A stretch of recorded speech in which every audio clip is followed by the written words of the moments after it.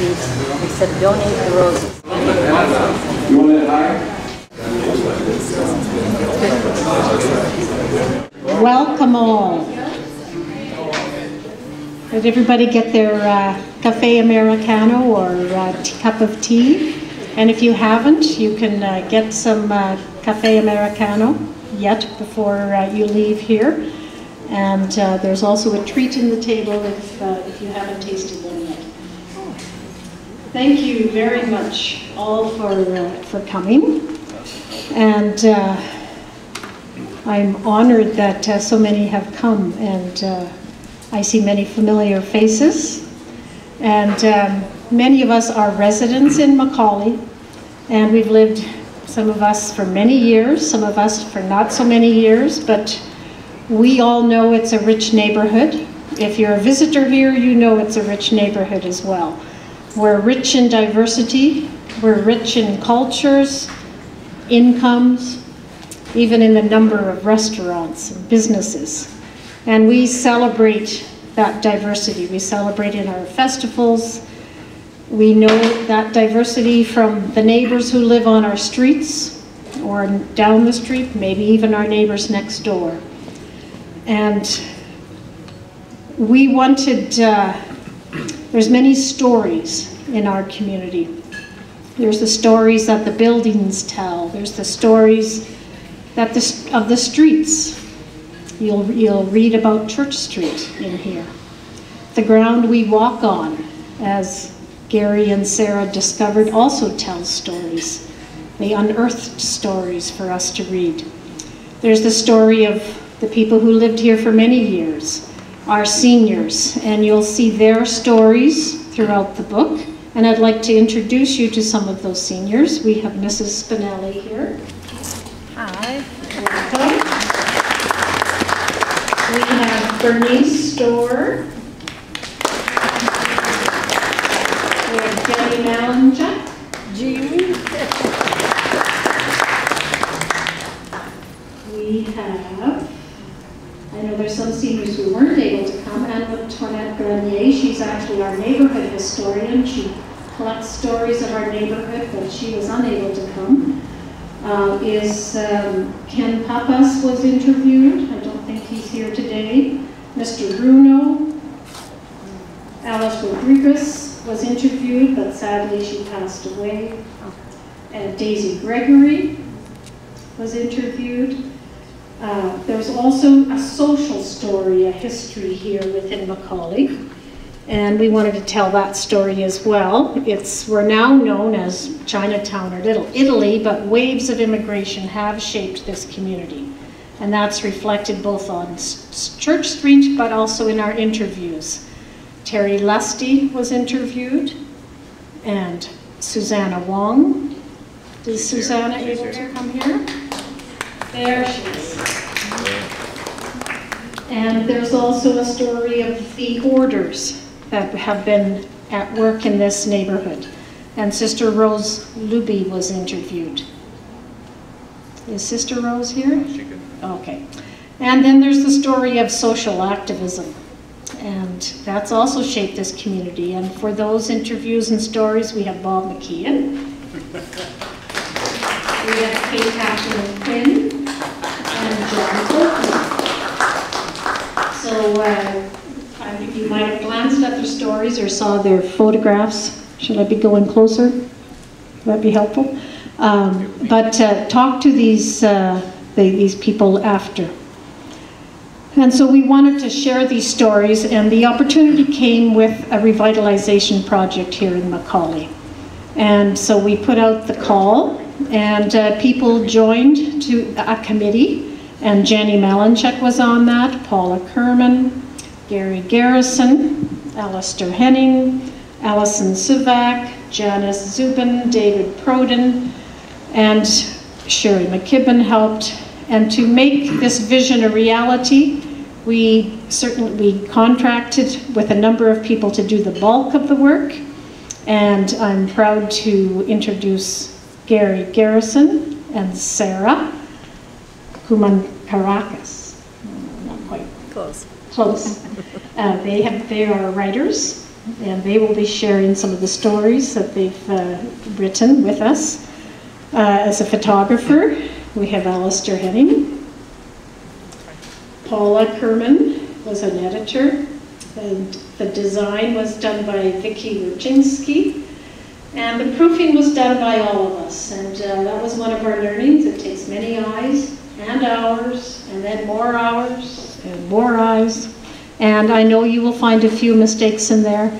And when we reprint it, we will make sure those errors are gone. But the result of all this is this book, and we're pleased to launch that today. And we thank the city very much for the money and the McCauley newspaper that allows this to be a free copy. You can take one. There will also be one delivered to the doors of McCauley. But certainly if you have friends or other people in your neighborhood or in your life that you think would enjoy this book, you can take that. We intend to have it available for festivals, and we want to introduce this book to or have people use this book, and Gary will probably talk a bit more about that. It's also a walking book, as you've noticed. So you can read it, you can walk as you read as you walk. And we know we're a neighborhood worth visiting, and we have many stories, and this will help you in your walkabouts. And there's also many more stories, and Paula, we're thinking about trying to gather those stories. In fact, you've been gathering some stories, correct? That's right, for a different project. For a different project, yeah. But certainly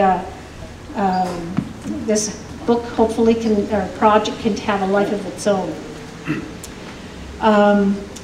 Before I put the mic over to Gary and to Sara to do some readings, Alistair would like to share a little bit with us about the photographs in the book. Alistair? Well, thanks very much. I just wanted to say, first of all, that I'm really, it's been a pleasure to work with everybody who has been a part of this project. I think that Gary and Sara, I'm in awe of the amount of research and writing that they did on it, and I think that they've done an outstanding job. This is the sort of project that really could have gone in a number of different directions, and their impact on it is really immeasurable in kind of shaping it. From a photographic standpoint, not all of the photos are mine. I was not alive in 1910 to take some of them. But I think that the main challenge was really knowing that the archival images were going to be such a presence and such an important part of the book, how to match that with the more contemporary images. It's surprisingly difficult to take a genuinely objective photo. When you really think about it, everybody's going to insert their own viewpoint generally into whatever it is that they're framing in the little viewfinder or whatever you're using nowadays. And I certainly found that when I was doing this project. I think the hardest challenge was really just to record things as accurately as possible as they are, and to do justice to the beauty of this neighborhood in all its seasons. So thanks again, I want to say to everyone involved in the project, and thanks for coming out tonight. I had the pleasure of working on the Church Street section. We divided the neighborhood up into east-west, and we used Church Street as the middle, and that was where I spent the bulk of my time uncovering some really wonderful stories. I'd like to just share a little bit from that section of the book to help you dive into it.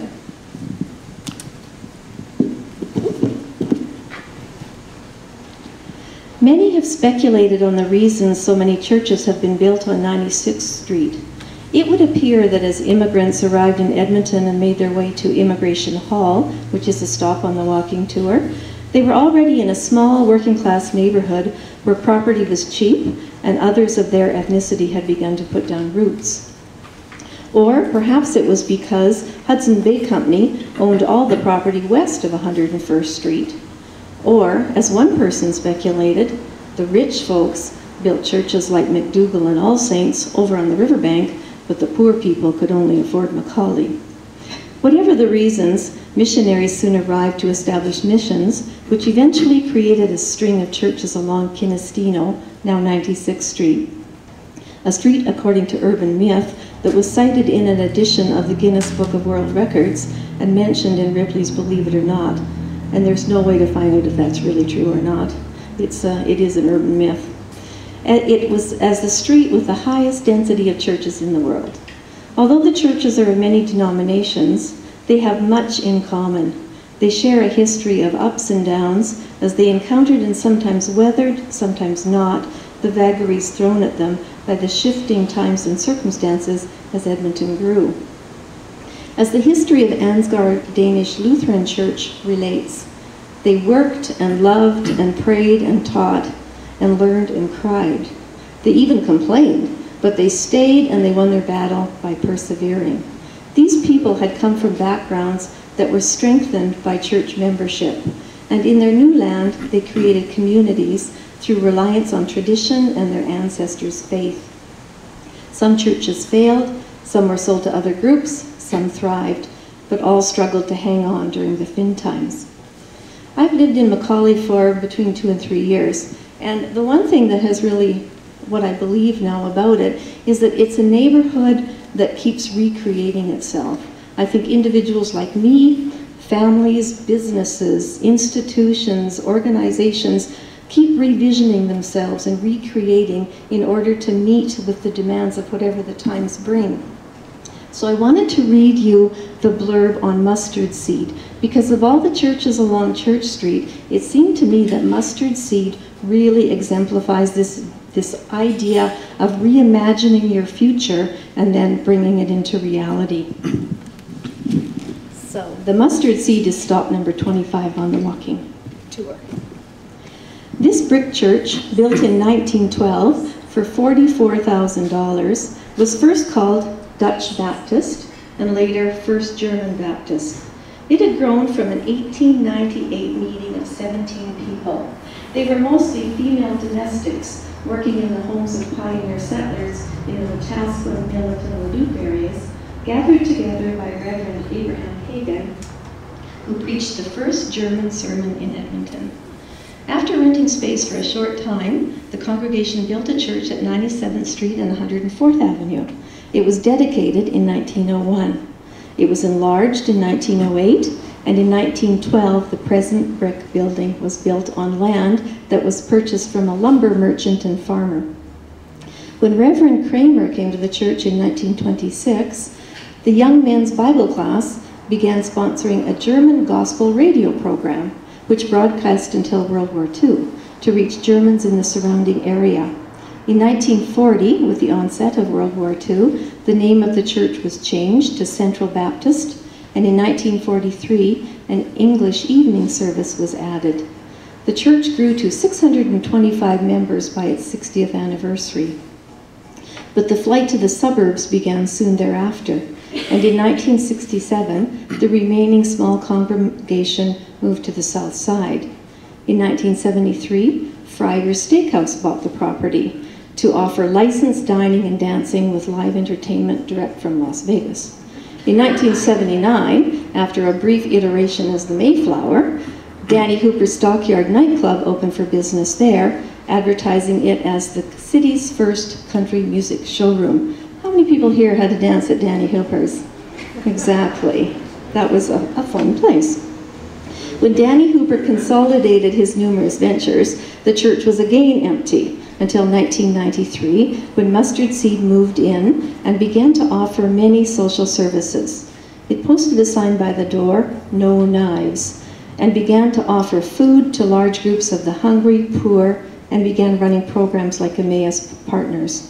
Funding was always an uphill battle. In 2009, but not very long ago, there was a shortfall of $460,000.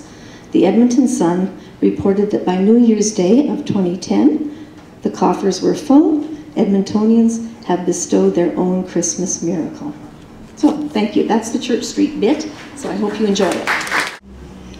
And I can't resist asking, Sara asked how many had been to Danny Hooper's to dance. Before I read the part on Giovanni Caboto Park, I have to ask, how many have ever been in Giovanni Caboto Park? Okay, I thought so. If anybody doesn't know, it's right over there. You mean gyro? Gyro Park too, yeah, for sure. But it goes back further than this, and I'll read this to you. Giovanni Caboto Park. This area was parkland in 1913, and some of the large trees here today may have been alive then. The 1913 fire insurance map, and I should just point out, one of the most valuable research tools I discovered at the City of Edmonton Archives is they've got 2 complete sets of fire insurance maps, one from 1913, one from 1959, and they have an incredible amount of detail. They don't say who lived in which house, but they say what kind of building was on what site in that year. So it's like a snapshot. And I tried to summarize some of that in the various sections of the book to help people imagine what this place was like in 1913, what it was like in 1959, and to compare it to what it's like right now. The 1913 fire insurance map shows a large section of the park along 109A Avenue labeled tennis courts. The park had only one significant building on it then, south of where the Boys and Girls Club is now, the Syndicate Avenue streetcar barns, where Edmonton's first streetcar's first trip began in 1908. And there's a picture of that. Actually, there's a picture of the first streetcar and a picture of the streetcar barns in the book. Early in the summer of 1913, streetcar maintenance moved to Cromdale. The Syndicate Avenue Streetcar Syndicate, which owned this land, donated it to the city to be a park forever.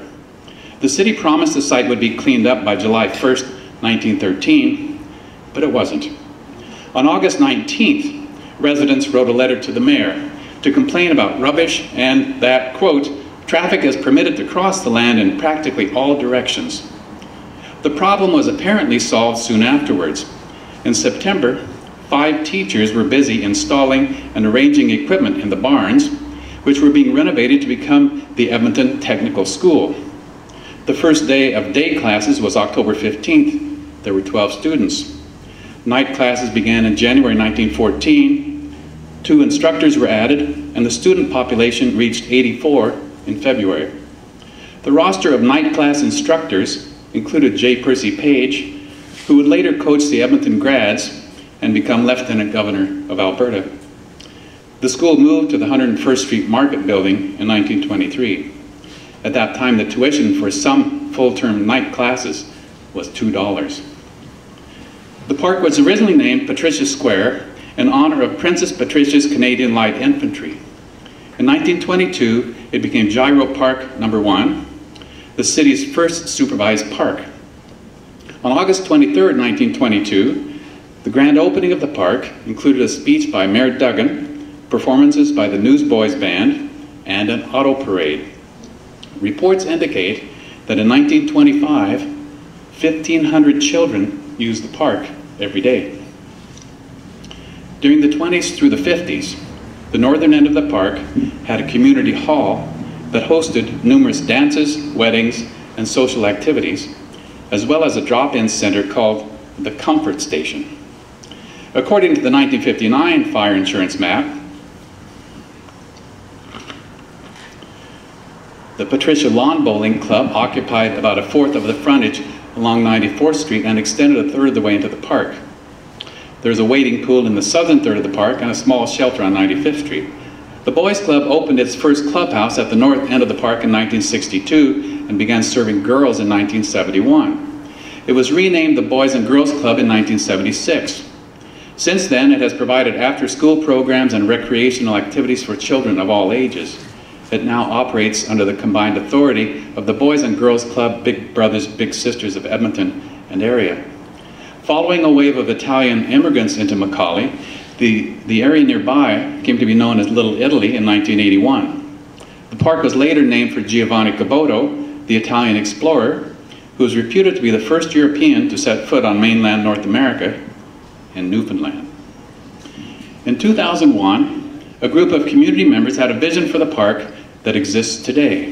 The playground, spray park, mural on the south wall of the Boys and Girls Club, an Aboriginal medicine wheel made of boulders, a garden of native Alberta trees, and a central fountain. The fountain is a duplicate of one in Ortona, Italy, which was destroyed in World War II. The loyal Edmonton Regiment fought to liberate Ortona, and many Edmonton soldiers died in the battle. In 2006, the new park opened, thanks to financial support from the community, the city, and the province. It continues to be a major focal point in McCauley for festivals, picnics, sports, socializing, gathering, and playing. Although in the rain, there probably aren't too many out there playing right now.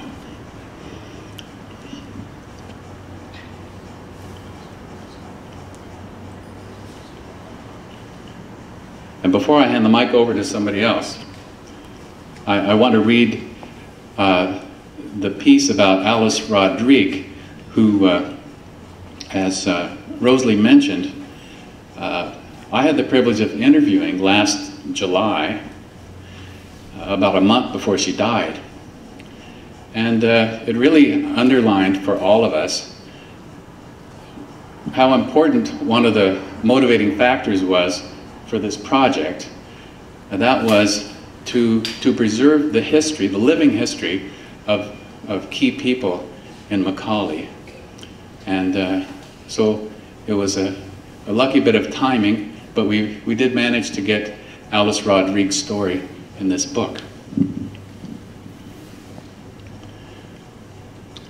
According to Alice Rodrigue, née Rémillard, 100 years ago, prison guards lived in her house and 8 or 9 others nearby. One thing we unearthed, which a lot of people didn't know about, was that the first federal prison in Alberta was situated right over there, south of the railroad tracks and east of 92nd Street. If you look at the aerial photo just inside the front of the book, you'll see a building that says Big 4 on it. That was the main prison building. It's just to the right of center of the picture, about halfway up. Public records confirm that this house was probably built in 1910 or 1911. And there's a picture of Alice Rodrigue's house here on page 28. The Henderson's Directory of 1911 says John McDougall, the chief trade instructor at the Alberta Penitentiary, lived at 10719 93rd Street, which is now a vacant lot. So it's likely that other prison staff lived around here too. And of course, that's what Alice claimed as well, even though she wasn't around back then. But a person standing on the corner of 109A Avenue and 93rd Street, where Alice's house is, would notice that Alice's house and the 2 south of it are identical, except for the exterior. If they could talk, each of these houses would have a century of stories to tell. Alice Rodrigue lived here for 62 years, and she shared plenty of stories. Alice and Joe Rodrigue moved into their 775 square foot house in 1950. They raised 7 children here. He worked as a lineman for Edmonton Power. I never worked, Alice insisted. She didn't count the grocery shopping, cooking for 9 people, laundry every Monday and Thursday, ironing every Tuesday and Friday, washing and waxing floors every Wednesday, tending her flower garden, and all the other mothering and housekeeping work she did. Alice remembered that in 1950, there were no houses on the east side of 92nd Street, and the dump used to be where Commonwealth Stadium is. Her sister got married in the dance hall that used to be in Giovanni Caboto Park, near where the Boys and Girls Club is. Her children spent a lot of time playing in the park, which had a skating rink in winter, and a wading pool, a bowling green, and playground supervisors in summer. When she died in August 2012, Sacred Heart Church was packed for the funeral. In his eulogy, her grandson Chris Stevenson said, "That little white house, it's the mother ship, home base for 62 years. Even given the expansive nature of our scattered family tree, all roads and all paths lead back to that little house. Alice and the house, he said, were so alike. Small and sturdy, built to last, modest and unassuming, full of character. We were Edmonton suburbs in 1913. We had our own prison, we had potholes in streets. We had restaurants and grocers, churches, hotels. We had a railroad, streetcars, and overflowing schools. The Hudson Bay land west of 101st got hawked in a boom, then the city went bust. Then when war came to Europe, all young men went down into trenches, a few came back again. You can't come here for football, you can come here for food, come here for a visit, or come here for good. Come to McCauley, have a walk around, a world-class neighborhood just north of downtown. In the last 100 years, so much stuff has changed. We got immigrants from everywhere, the world's rearranged. Hot pierogies, panini, baktangu and bannock, made, sold and eaten, all in the same block. Church Street's got old buildings of wood, stone and brick. It's got bread lines and drop-ins and cares for the sick. And so all through McCauley, people young and old befriend neighbors and strangers, no matter how cold. You can come here for football, you can come here for food, come here for a visit, or come here for good. Come to McCauley, have a walk around, a world-class neighborhood just north of downtown. If Matthew McCauley were living today, what would he be doing and what would he say? Would he drive a big car? Would he ride on a bus? Would he live in the suburbs or be one of us? We wear his name proudly wherever we go. Old street names are buried and nobody knows. They are buried with teeth, the skin and the bones of grandmothers, grandfathers, centuries ago. You can come here for football, you can come here for food, come here for a visit, or come here for good. Come to McCauley, have a walk around, a world-class neighborhood just north of downtown. You can come here for football, you can come here for food, come here for a visit, or come here for good.